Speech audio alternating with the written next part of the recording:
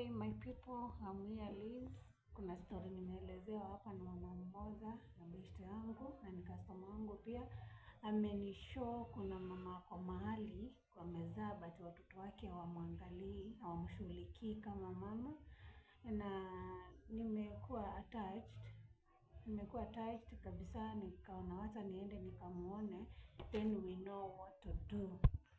Chetu ni kusaidia mwenye ako na shida, na kama kuna mtu ako willing kumsaidia, nitapin, nikienda kumwangalia nitavideo, then niwatumia hapa ama niwashow live, then muendelee na kumsaidia.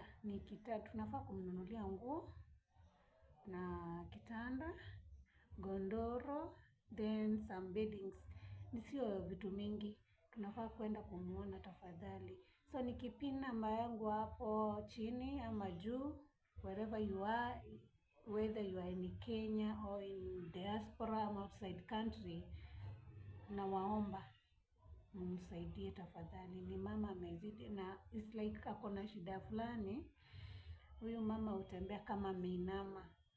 Hiyo nitachukua picha kama anatembea, then niwaletee hapa live ndio mjue kama kuna mtu anaweza msaidia ki medications pia asaidike.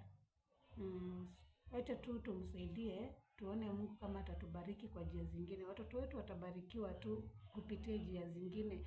Ukisaidia usitamani usaidie, then the same person arudi tena akwambie asante. Hata Mungu akupee asante yako na kupitia kwa watoto wako ama kwa watu wenu.